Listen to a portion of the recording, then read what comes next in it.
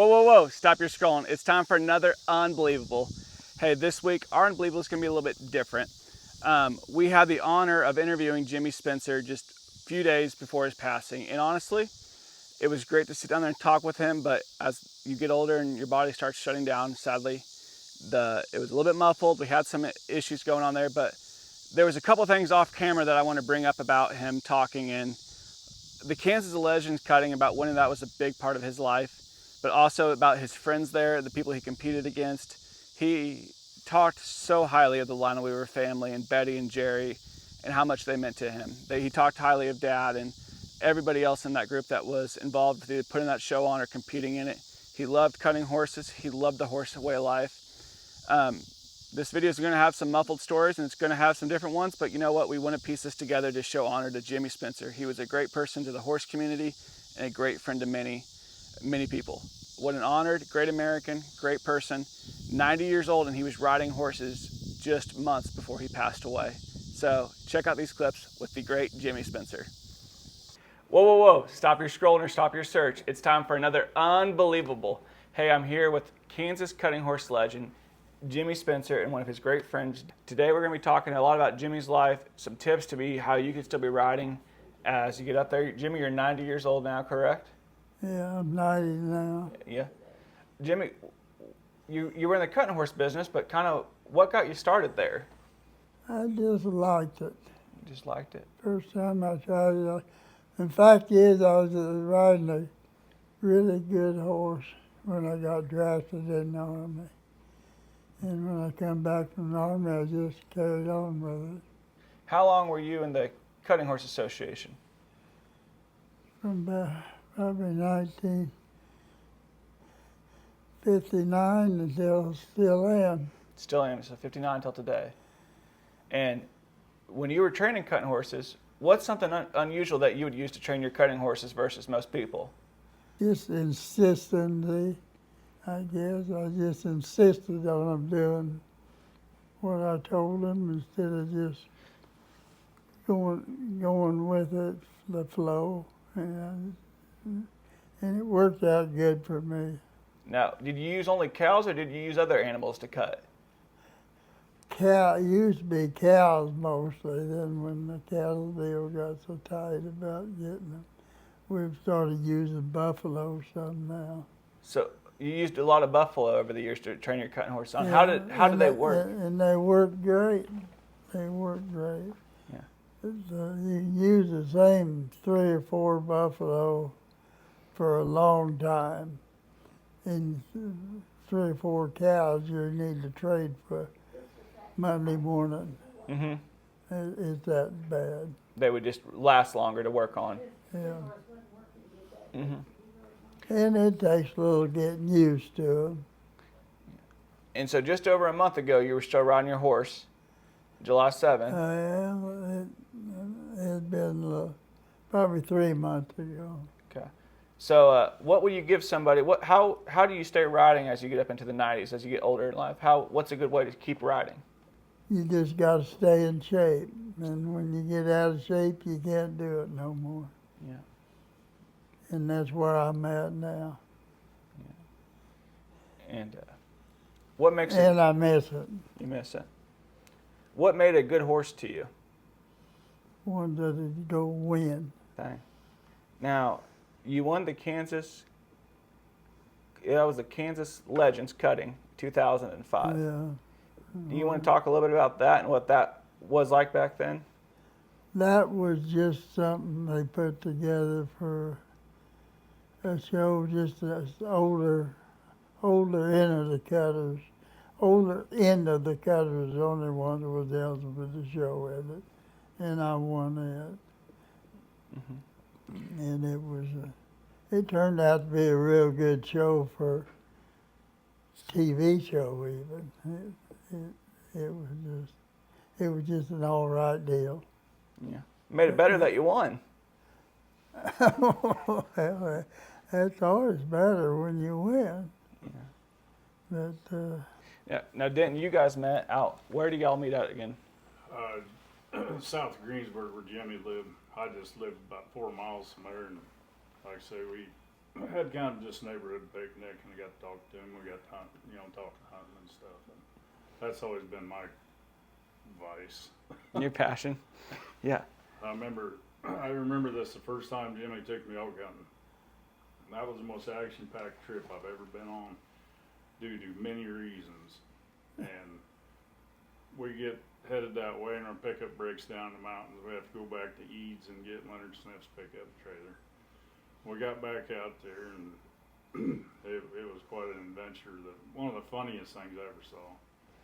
That first morning, we were right out of Campways, and there's a bridge, and there's two guys from Florida on a couple of ponies. Mm-hmm. And they're sitting there just, they can't get them across this bridge. And I mean, it's a long ways down to the bottom. I mean, not going to kill you, but it's 10 feet or so. And Jim rode up there, and he said, "You guys having trouble?" "Yeah." So he said, well, he just took his lead rope on that pony and led that pony across there. That worked pretty good. Now the next one went, and then I followed him up. Well, that evening we get down that same bridge, and it's almost dark. And there they are doing the same thing. Can't get them back across there. I'll never forget. Jimmie said, "Just follow me." And he just rode out in front of that pony, kind of remembered, and that pony got halfway out in the middle of that bridge and bailed off the bridge. I mean, Oh, wow. Willis, I mean, and this dude, he rode him through it. I don't know how. He didn't look like a cowboy to me, but he was a whole lot angrier than we thought. And that pony hit the ground, and he took off through them willows, wiped that guy's glasses off and his cap, and had his coat half peeled off of him. By the time we got to the other side, and the other guy, he went on across okay.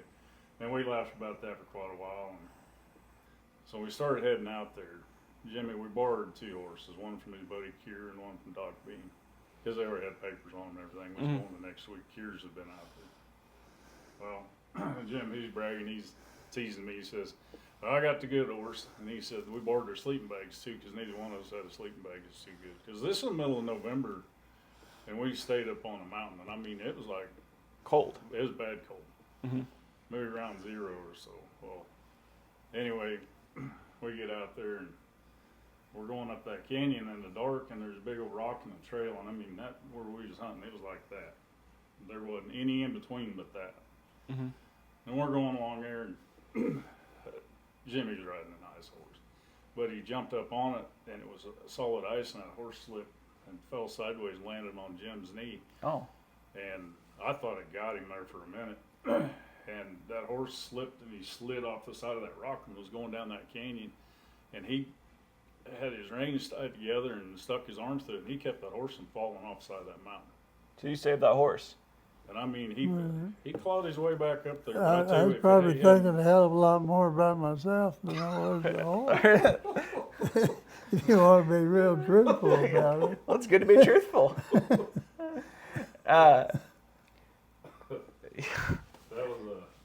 It was an action-packed deal.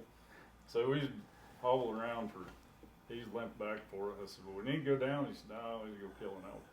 Well, we couldn't get up the canyon where them elk were. They were at the very top before daylight in the morning. So Jim decided we'd just camp up there. And now I've camped out. We've all camped out. We took a sleeping bag, a Fresca, and an apple, and a granola bar apiece, and that was the daily ration. And we just took our sleeping bags and took our horse blankets, but overhead it was cold. You couldn't hardly breathe there. I mean, it was bad cold. Mm-hmm. We sleep with all your clothes on, and you get up in the morning, your boots are froze solid. Mm. But anyway, we'd walk them out, at least get the feeling in your feet. And we got up there and we hunted. And the elk came out one night, and there's a guy above us. He shot a cow out of it, and they scattered and went over the pass. So we said, well, that was like 5th day or something. But the other thing, this quite, and I'm saying this, I haven't got them all in order, but that first night we go up there, and he said, we'll just go get a quarter mile from him, camp in the trees.